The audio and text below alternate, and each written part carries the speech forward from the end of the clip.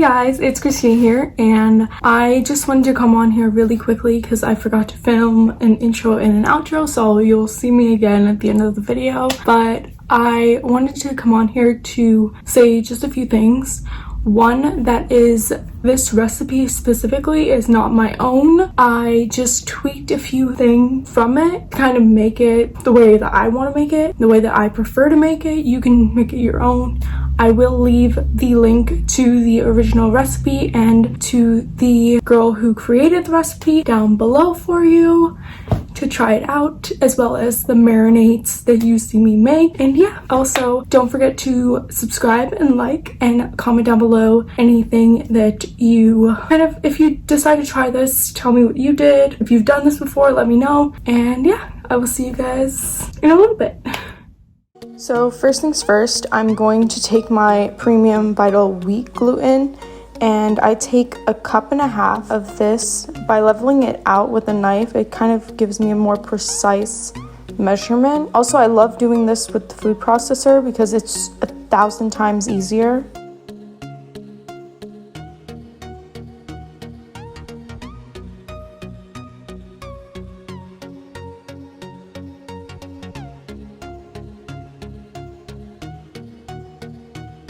Then I go in with tofu. I usually use 1/3 of the tofu when making the seitan. Then I go in with 2 tablespoons of nutritional yeast. This is a great supplement for B12. Then I go in with some onion and garlic. Everything will be linked down below it as well for the recipe. Then I'm taking some vegetable stock. This one is the Better Than Bouillon vegetable stock. Again, the recipe will be linked down below. This is not my recipe. I'm just showing you how I like to make my seitan for the week.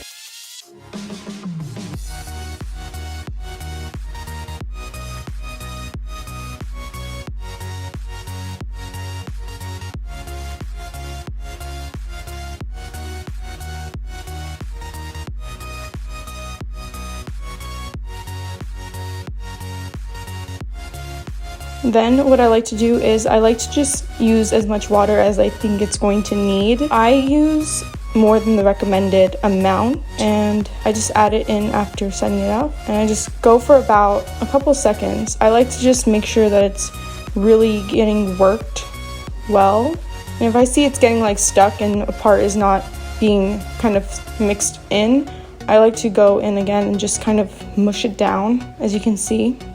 And it just creates this dough.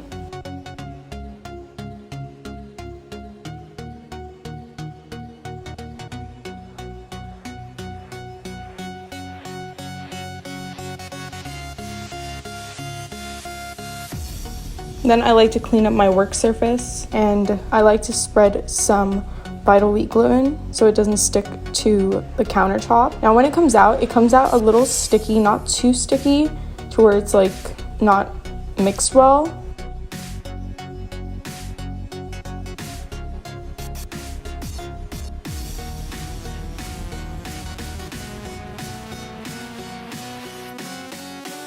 Then what I like to do is I like to roll it out like a log.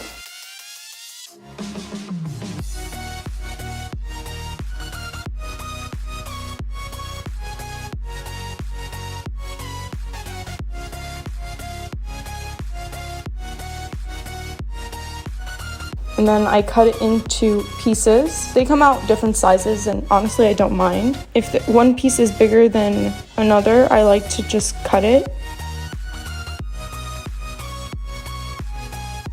Then I just use my fingers with a little bit of oil and press it out. The oil really helps it to not stick together when you steam it. I put oil onto the mesh strainer. I don't know what it's called. People call it different things, but this just helps it again not stick. And I just like to press it out. See, it doesn't have to come out perfect.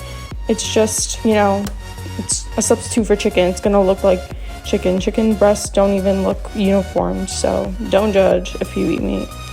Then what I do is I actually put it in to the steamer pot for 12.5 minutes, and then I flip it for another 12.5 minutes.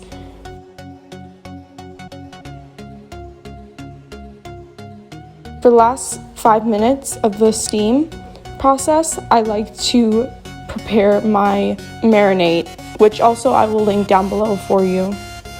This one is my favorite out of all of them. And you just take a lot of brown sugar. As you can see, again, this is for the 7 Seitan pieces, so it's not, you know, that weird. I just love the orange tang. I'm all about citrus, so this is like right up my alley. When I was mixing it, I realized that the bag had a hole, and so I just used a new bag and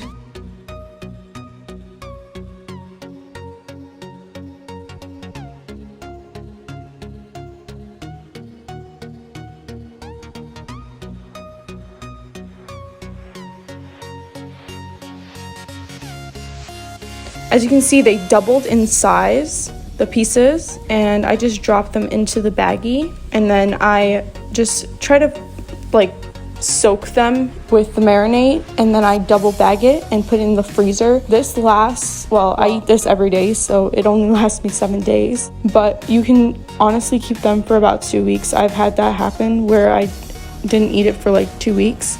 I make double the amount and it still lasts.